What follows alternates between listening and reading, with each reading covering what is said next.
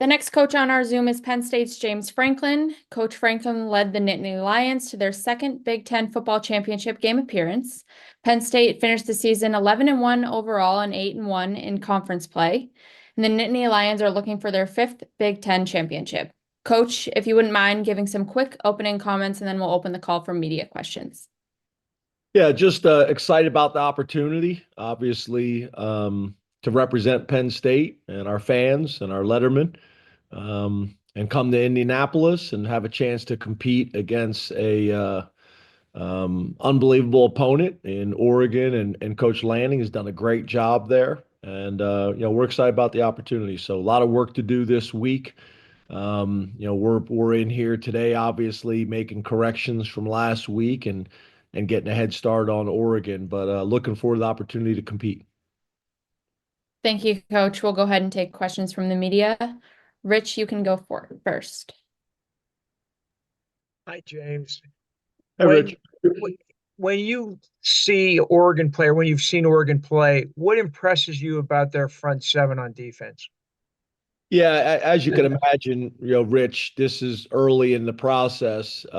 At this stage, we've really just started to watch them have cleaned up our game from this past weekend against Maryland, and have just started to study Oregon. So at this stage, I know they've obviously done a really good job of team defense. I know they've been disruptive up front, but for me to get into the details with you right now, I don't feel in position to do that yet, Rich. Greg, we can go to you. Hey, Coach, how are you? Good, Greg. How are you? I'm well, thank you. Just curious if there's anything you can share with us about Trey being able to warm up yesterday, Trey Wallace, but not playing. And then just in general, your receivers, how you felt they played yesterday throughout the course of that game, both when you had the ones in and then when you had the 3 and 4s in later in the game. Yeah, I was pleased with the wide receivers overall. I keep pushing each week to make sure that we're continuing to get those guys as many opportunities as possible. It's going to be really important for us, as the season goes on. So that position and the development of that position and the production of that position is been priority number one, really, all off season and all season. So overall, pleased. Trey, tweaked something during the week, and was not able to go, but we are hopeful, that he'll be able to go this week, but too early in the week to really tell, but was unable to go this past week. Tyler, we'll go to you next. Thank you. Hi, James. Hope you're well. Good. You too, Tyler. Been 8 years since you had a game kind of thrown your way that you earned, that you had this limited time to prepare for. Relatively speaking, how does this game week need to look different for you guys, versus games that you've known you were going to have for months or maybe years at a time in advance? Yeah, nothing has really changed. I mean, we're going to follow our normal week prep. There's sometimes when you have a bye week or you got a game that you're planning for ahead of time that you get a little bit of extra work on. But for us, we stay pretty dialed in on the task at hand.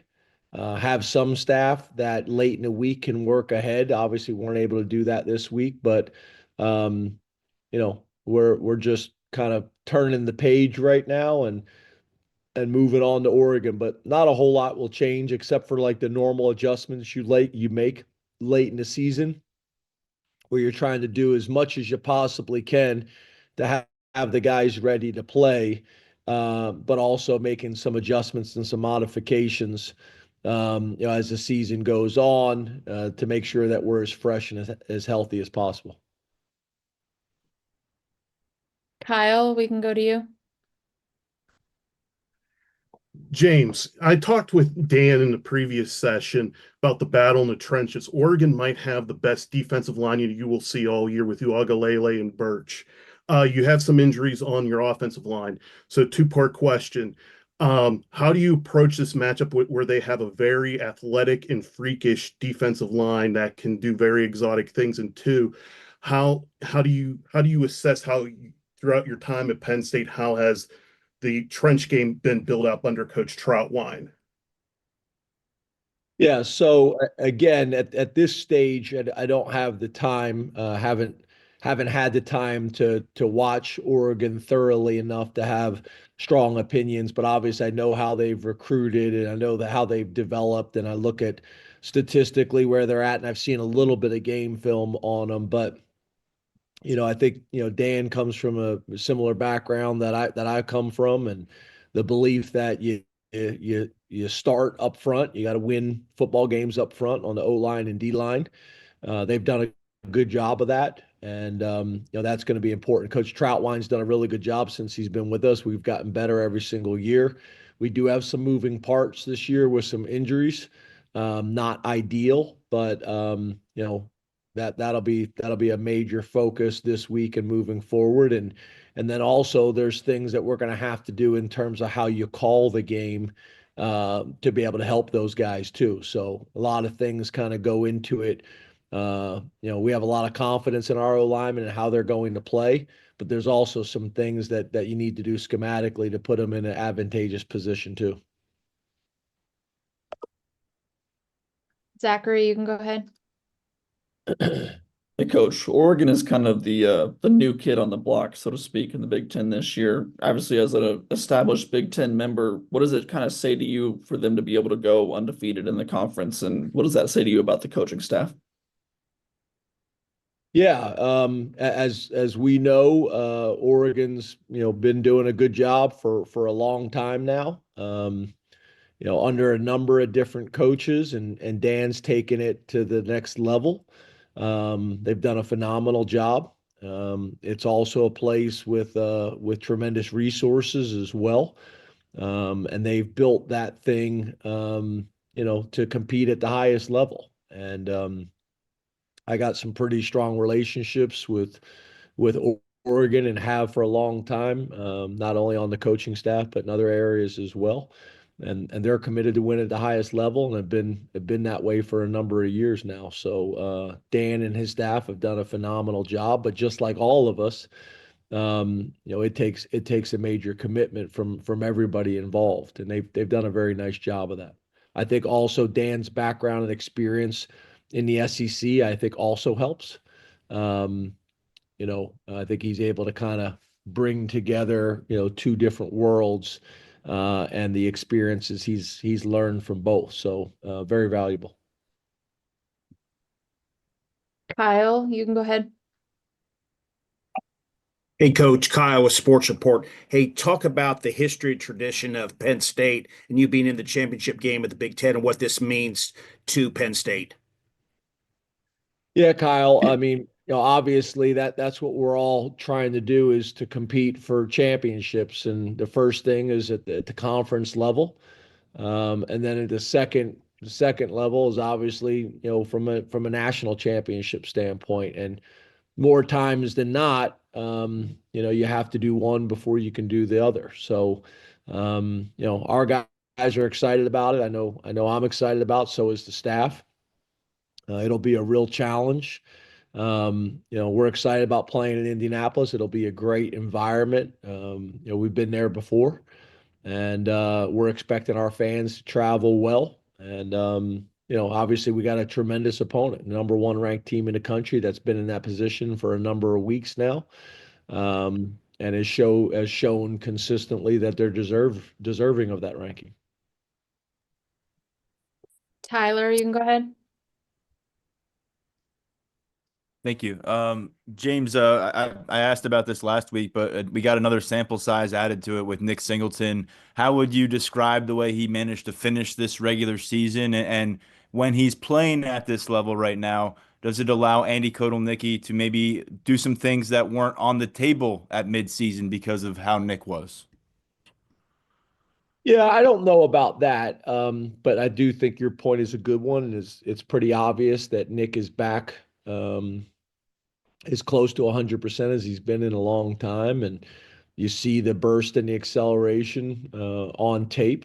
But yeah, we're going to try to be creative each week with our guys and put them in the best position to be successful. And there's some things that Nick does really well, and there's some things that Katron does really well, and possibly tagging some more of those plays for those guys so that we can put them in the best position possible, but not do it to the degree that it creates tendencies and giveaways in terms of how we're using each guy. So got to be strategic about it. But obviously a healthy Nick Singleton, is a positive for our team and for our offense. Mark, you can go ahead. Hi, James. Thanks for your time. You too, Mark. You mentioned a couple of minutes ago about having developed some relationships at Oregon. How have you gone about doing that over your coaching career, and what kind of relationships do you have there? Yeah, probably won't get into those specifics right now, but as you can imagine, there's a ton of relationships that you form over time in this industry. I've been in this industry now, for over 30 years. I've worked with people that now work at Maryland at previous stops. And I've been fortunate to be a part of other things that have allowed me to have interactions with people on their staff, with people in their administration, and people that are very influential at Oregon. So I understand very clearly what their commitment level is like. We've also done a ton of, as you guys know, we do a ton of studies on other programs in terms of facilities, in terms of resources, whether it's NIL or budgets in general. All those things are really important when you're trying to build your program to compete at the highest level. Understanding who and what you're competing against is a big part of that. So a ton of conversations and a ton of resources, help with those things. Greg, you can go ahead. Coach, can you give us some insight in terms of your last 15 hours, how your plan for this week has changed, both with signing day and of course preparing for a game while also waiting for the portal opening on Monday? Yeah, it's changed dramatically. I mean, I went into the locker room after the game and I told them I got good news and bad news. We were supposed to have Sunday off as a staff and players. And now we're practicing and working, and it'll be a long day. And that's a positive. That's obviously a positive. So our guys are excited about it, but a very different, obviously a very different week. It was going to be a week for rest and recovery, some strategic practices. But obviously we always have to be prepared for all these different scenarios, and we were. So right after the game, I told them, hey, we're ready to go. We're practicing on Sunday. They didn't even know that we had Sunday off yet. But that was the plan. So right after the game, I let them know what the schedule was going to be like, and it's back to a normal week schedule for us, an in-season schedule. And our coaches and players are ready to go. And obviously, as you can imagine, pretty excited about it. And then in terms of signing day, I'd probably say one of the biggest differences for signing day is that I'll be involved with signing day with the recruiting staff, but none of the assistants will. Typically, we've all been involved, but with this being in season, that's going to be hard to pull off. So I'll step away, from game planning for, maybe an hour or so, to welcome the recruits and their families into our family. But that's really about it. Jack, you can go ahead. Hi, Coach. Thanks for your time. Penn State is going to be the first team to play all four of the Pac-12 newcomers. And there's kind of people talk about the Pac-12 style of football. Have you noticed anything between Washington, UCLA, and USC that you kind of piece together as similarities coming from the same conference?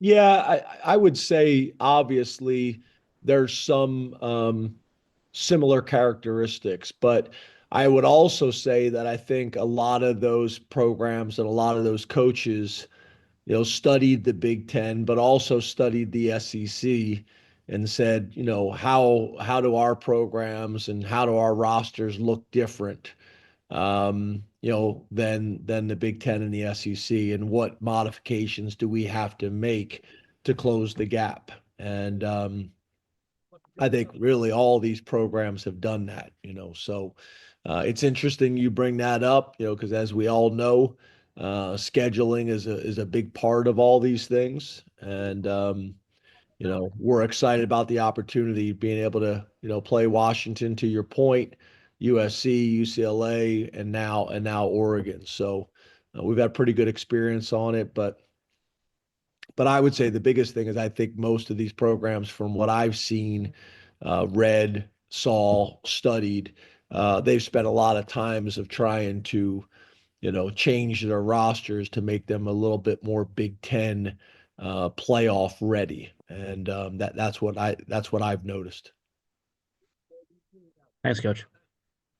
Shane, you can go ahead. Hey, Coach, how are you? Good, Shane. How are you? Doing well. Talked to Jalen Reed after the game yesterday. He said he would basically rate the defensive effort as a 10 out of 10. Given the pressure you guys were able to generate against Maryland and also the turnovers you've created over the last two games, how do you feel like your defense is trending as far as the things you wanted before Minnesota and kind of the level of disruption you've been able to create here? Yeah, I think, getting Deny back healthy, I think that's been important. And I think this was his first game back where he was really healthy. Abdul, the second half of the season, has gotten very comfortable at playing defensive end. We've been able to rotate and get production out of guys like Amin as well. So I think all those things have been really important. And I think last week was a really good example of that, except for the opening drive. Our defense played at a high level and was disruptive. We challenged them about turnovers. In the last couple of weeks, we've done a really good job of that. So we're going to have to continue building on that moving forward as a major part of our defensive identity. But overall, good. And, as and just like the caller, a few calls back mentioned, being disruptive up front is really important. And that's on offense and defense, being able to find ways to change the line of scrimmage and either create space or reduce space, which is what offensive and defensive football is all about. Joel, you can go ahead. Hey, James, thanks for doing this. To follow up on an earlier question, you said you kind of evaluate some of the other schools in terms of their NIL and their facilities and things like that. What is your evaluation of where Oregon stands, and how do you think Penn State compares to that? Yeah, I don't want to get into a whole lot of that right now. Talking about other people's business and what we know. I don't want to get into a whole lot of that, but I think it's pretty obvious when you look at programs in general, whether it's Penn State, whether it's Oregon, whether it's Georgia, whether it's Alabama, Ohio State, Michigan, whoever it may be. There's a lot of information that is out there that I think paints a pretty clear picture on commitment, and whether that is the budget of the staffs, whether that is the budget of the program, whether that is revenue that is being brought in, whether that is facilities, which is pretty easy to research and see, and then obviously the commitment, from the top, and that is, whether it's board members, president of the university, athletic director, and the programs that are able to compete on a consistent basis, there's alignment. And I think you see examples of that across the country that are strong and consistent and have been for a long time. And typically their football records and football success indicate that. And then there's other places where that fluctuates and it's not as consistent. And you notice that as well. So as long as you're willing to spend the time and kind of look at it and study it and ask enough questions and have enough resources that has credible information, you can see it pretty clearly, where you're at and where you need to be. Greg, you can go ahead. Coach, I can only get as far back as 2019 online, but based on your 2019 staff directory, I think you guys had a handful of analysts that year. So looking back to 2016, I'm guessing it was probably similar or maybe even less. How does preparing for this Big Ten title game change based on the number of other staffers you have in the program now compared to back then in 2016? Yeah, it changes, but again, it's all relative, right? Like everybody's roster, their staff roster, staff size has changed. So yeah, is there more horsepower and more manpower in terms of projects and getting things done? Yes. Time also factors into that. So, were you able to get a head start or not? All those things factor in, but just like, your manpower and horsepower have gone up, so is everybody else's. So, is it different? Yeah, it's different. And we got a bunch of really talented people in the building with unique backgrounds and perspectives. And by this point of the season, I think we're in a pretty good, you know, phase in terms of how we operate and how we can be as efficient as possible, with our time and with our preparation. So I think we're in a good place, and I've been very pleased with the staff all year long in terms of how we've approached things and prepared. Tyler, you can go ahead. Thanks, James. Just to follow up on Nolan Rucci, I know you got some questions on him last week, but with another game under his belt, another start under his belt, what's the confidence level and what he's doing at right tackle moving into the postseason, and what did he maybe show you and the staff through the work on Saturday? Yeah, we thought he had a really good game this past week. Typically for offensive linemen, if you're not talking about them, that's a good thing. And there wasn't a whole lot of conversation about it during the game, and then afterwards, I think he graded as one of our players of the game. So very pleased with him, very confident in him. He's kind of steady Eddie in terms of his approach and his demeanor. And I think he's just going to continue to get better as the year goes on. Obviously, this is going to be a big challenge this week, based on their front seven, but I know he'll do everything in his power to prepare the right way. James, we'll go to you next. Do you have any good anecdotes of Joe Lorig's tenure with you, and what insights do you think he still has on you guys when the coordinators have changed since he worked for you, and insights you guys might have on their special teams because of your knowledge of his coaching tactic? Yeah, it's probably similar, right? I know Joe and Joe knows me, but like you mentioned, the coordinators have all changed. So I think, we both, have a probably similar amount of information on each other. Me and Joe go way back. We were roommates at Idaho State in Pocatello, Idaho. And when I had an opportunity to hire him and bring him to Penn State, really worked out well, did a great job for us. Very, very knowledgeable guy, very respected guy. Obviously with Joe being from Oregon and him and Dan having a previous relationship, the opportunity for him to go back home, be closer to family, and work with a guy that he had a pre-existing relationship, I think from when they were at Memphis together, if I remember correctly. But Joe's a great guy. And again, like I mentioned, I've worked with him, but also lived with him. We were roommates. So excited to see him, on Saturday and to compete against him. Nick, we'll go to you. Hey, Coach. Thank you for doing this. Wanted to ask you just about what have you seen over the course of the season and the development of Tyler Warren, obviously 130 career receptions. Just what have you seen overall from this young man that's helped make your offense that much more potent? Yeah, he just continues to get better, in every area as a blocker, which we're still big believers that the tight ends should be doing that as part of their job description, which isn't always the case. Uh, we've used him as a wildcat quarterback for a number of years now, but that package has expanded as he's grown. Obviously we've used him as a wide receiver as well in terms of lining him out wide or in the slot or whatever it may be.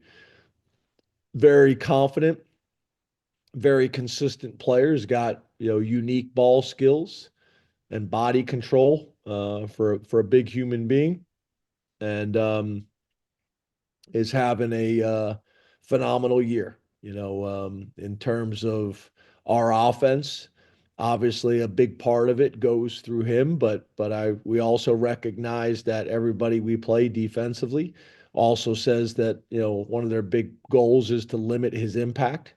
Hasn't happened a whole lot yet because it's hard to do when you play a tight end the way we do and line him up as a traditional tight end, as a tight end in the hip position, in the backfield as a fullback, in the slot as a slot receiver, out wide as a number one wide receiver, and then also motions and shifts. So it just makes it difficult to say we're going to take this guy out of the game, based on defensive scheme.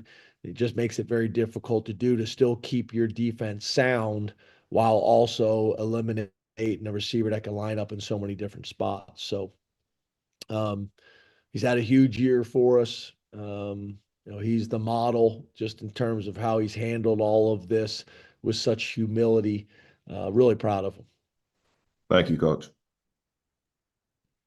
Seth, we'll go to you. Hey, James. Hey, Seth.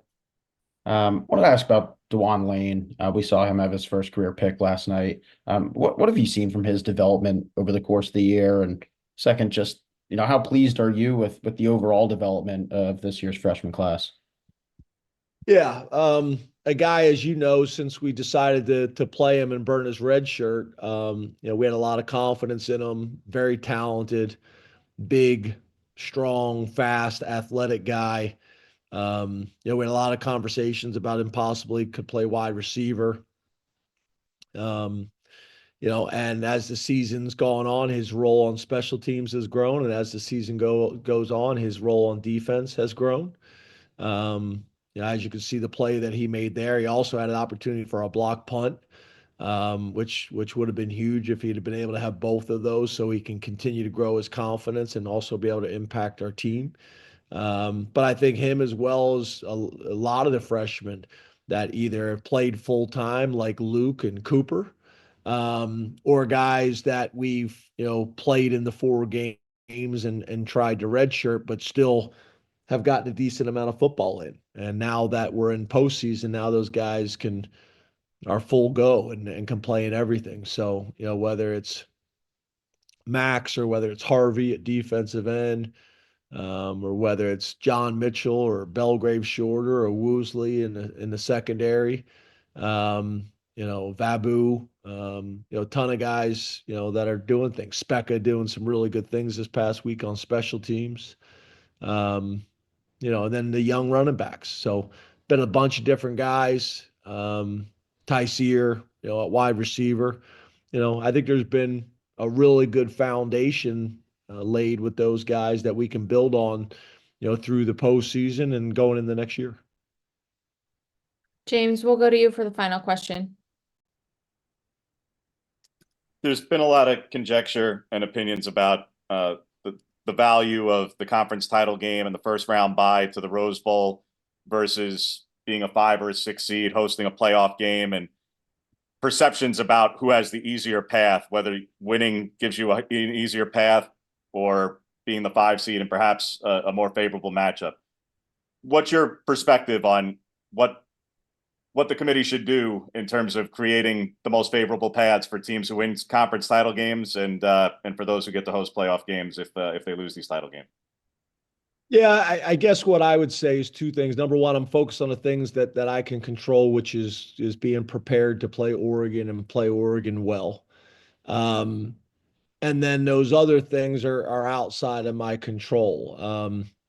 I think everybody recognizes that we want to make sure that these playoff games do not become a penalty. And I think there's been a lot of conversation about that. And there's a bunch of really good football people that are on the committee that I think understand that. But besides that, at this time, I don't have a whole lot of questions or concern because I'm just totally focused on putting our team in the best position to beat Oregon. That's really what our focus is on. So all those other things, I'll leave those things up to the commissioners. I'll leave those things up to the college football committee, playoff committee. And I think everybody has the same goal in mind, right? Doing what's best for college football and the student athletes, and getting the best 12 teams in the game and trying to set it up in a way that you earn the right to where you're seated throughout the entire season and the collective body of work. So we'll see how that plays out. What I do know is no matter what happens and whatever's decided, some people won't be happy about it, but I'm just focused on beating Oregon. Coach, thank you again for joining us, and we look forward to seeing you in Indianapolis. Thanks, guys.